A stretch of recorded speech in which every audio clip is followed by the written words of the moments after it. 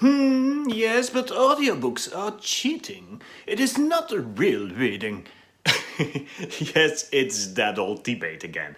It recently showed up again in our book club when someone asked what to say, how to counter this ridiculous argument that audiobooks is not real reading, that it is cheating, and it had me thinking. Because I don't know how about you, but I'm getting sick and tired of this age-old debate that audiobooks aren't reading. So I decided to hopefully settle it once and for all. I'm not just going to give you my opinion, but I'm going to come at it from all sides. I'll give a scientific view, an educational view, and of course an artistic, literary view on the matter. I will even link all of the articles, all of the studies I've researched for this video down below in the descriptions so you can do your own reading on the subject. Strap yourselves in because today we're going to answer the question if audiobooks are real reading. So let's start with neuroscience. Now there's something I never thought I would say on this channel.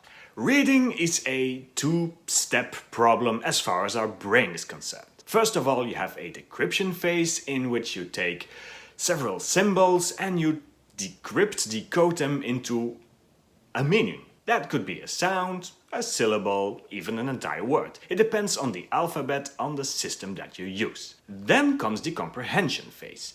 This is where our brain just starts to bring things together and starts to decipher, translate the syntax, the sentences, the story, the structure. And let's look at this comprehension phase first, because research has shown that there is a high correlation between reading comprehension and listening comprehension. They are basically the same. Scientific experiments have shown that the same portions of our brain light up when we read a text or listen to it.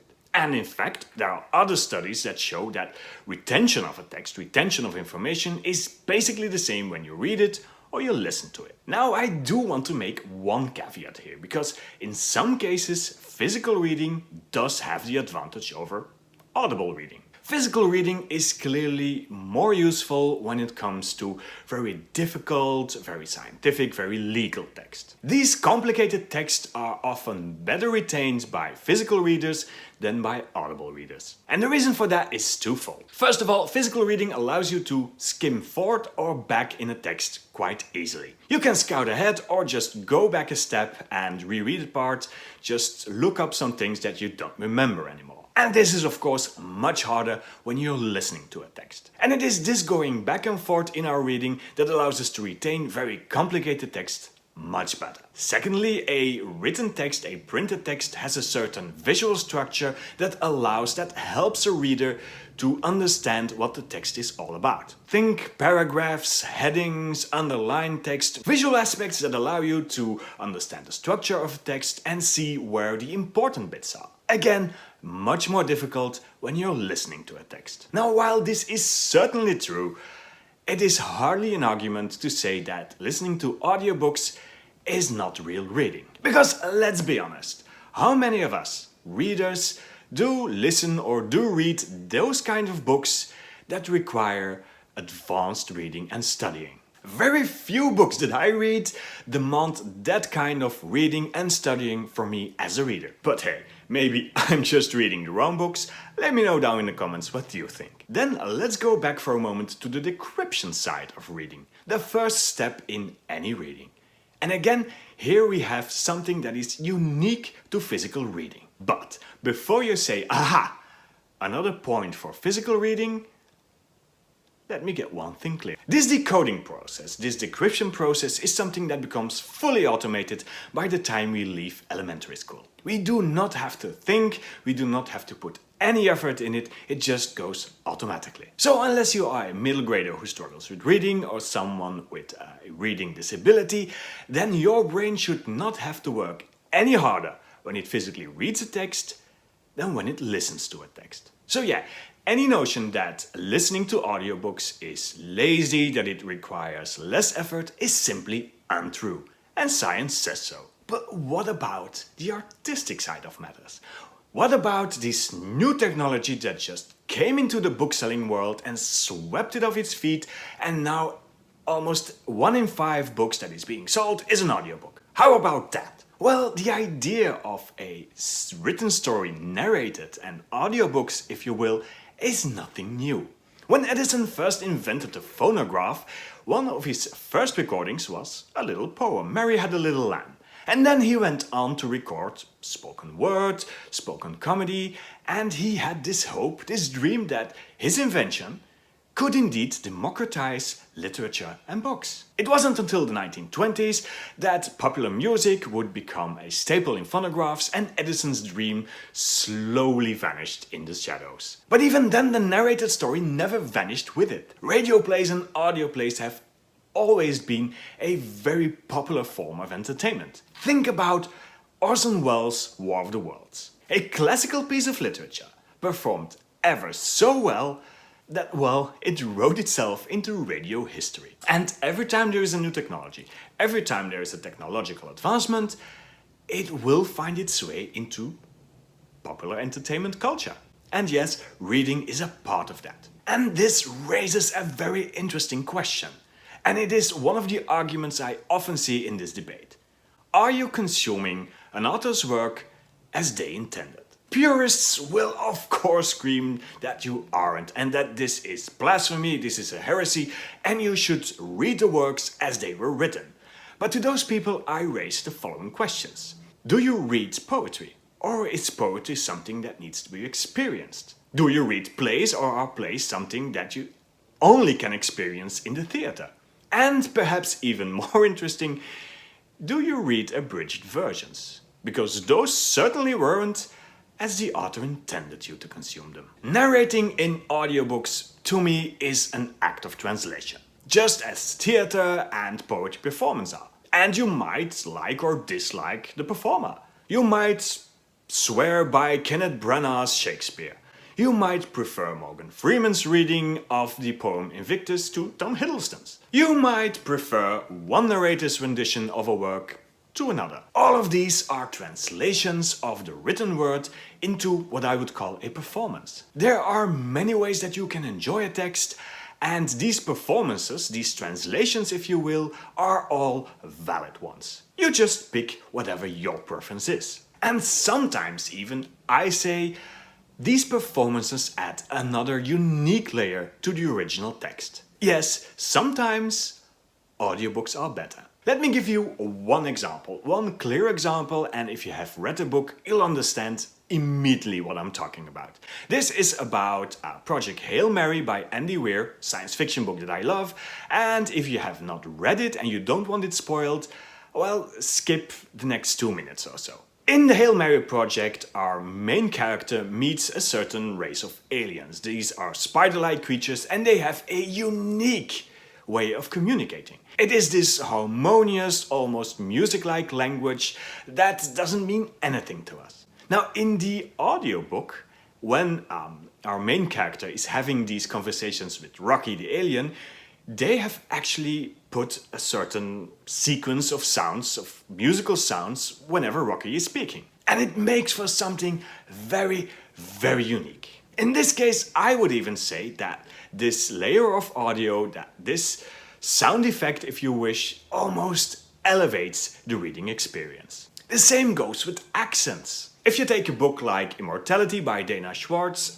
it is a story, it is historical fiction, alternate history in Edinburgh in the Victorian age. And if you take a narrator, as my audiobook did, with a very exquisite rolling of the tongue Scottish accent, well, I can tell you it is a joy listening to that. So in certain cases, I will put it forward that audiobooks can indeed offer an extra dimension to a story. And last but not least, from an artistic point of view, from a reader's point of view, does it matter? If I read a book and I recommend it to you, I think it is a great book, it has great character work, you should absolutely read it, you pick it up in any form you want. Does it matter if I read the book physically or listen to it?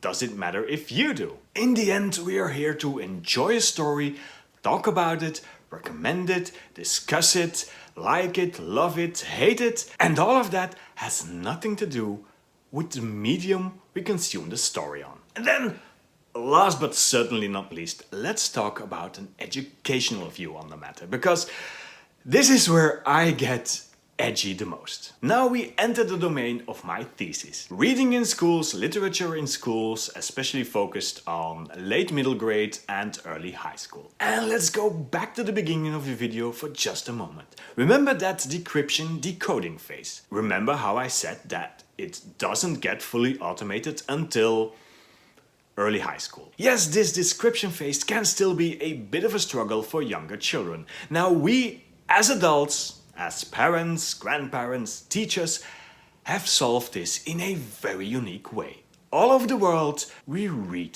to our children. We have them listen to stories. And you know what? It works. It does wonders for their literacy, it builds vocabulary, it builds critical listening skills, it teaches them about intonation, pacing, and perhaps most important of all, it instills a love for stories in many of them. Reading stories to children actually gives them a higher chance of becoming a reader at later age. Now, sadly enough, at a certain moment in their lives, we stop reading to them. Most often at the point where we expect them to be able to read fluently any book that they get in front of them. So we simply stop doing it. And that's a shame, because data shows that at this very moment when we stop reading to them, when we start introducing required reading, and when we start educating them about literature, then we see the number of young readers drop drastically. Now, there are many reasons for this, of course, and going into them would make an entire video in itself. But if you are interested in that subject, I can highly recommend the books by Adrian Chambers on the subject. Again, very specialized literature, but if you're interested in the matter, do give them a try. Now, let's go back to our dropping numbers of young readers. There are many reasons why young readers, and especially boys, drop out. But guess what? Research, again, has shown that there is one solution that seems to be working. And that's audiobooks. Especially with young boys, audiobooks seem to be able to influence them into reading again. There are many aspects of it. Perhaps it is the technological aspect of it, of being able to fiddle with your smartphone or device. There is also an aspect of perceived cool. There is also an aspect of young boys thinking that this is indeed a cop-out, that audiobooks are indeed cheating and this is their way to circumvent the system and read regardless. And I wanted to read a quote by the American children's author John Sieska from his book Guys Read to You, because I think he nails it. In my Guys Read work, I've met all kinds of boys who are crazy for audiobooks. I think it is partially because audiobooks appeal to a lot of guys' love for messing around with any kind of technology. Guys also think they are getting away with something by listening instead of reading. And let's not tell them that by doing so they are learning vocabulary, story structure, sentence composition, and a dozen other of literacy skills. And it's not just young boys that benefit from audiobooks. Research has shown that audiobooks can be of immense value to any student with reading-based difficulties. Allowing these students of any age to work with audio material has led to a higher comprehension of the text, a better self-esteem, a better feeling of self-worth, and even a higher enjoyment of literature. In the end, we all identify as readers, and by doing so we mean that we have consumed and hopefully enjoyed certain stories. We can talk about these stories, debate them, debate their characters, debate their structure, how they were written, when they were written, and how we consumed these stories is in many ways irrelevant to that discussion. For me, there is no debate. All reading is valid and audiobooks indeed is not considered to be cheating. But I want to hear your opinion, your thoughts on the matter. Let's have a civilized discussion down below in the comments. While you're there, leave a like, and should you be in search for more books to enjoy, well, that's easy. All you have to do is watch this video.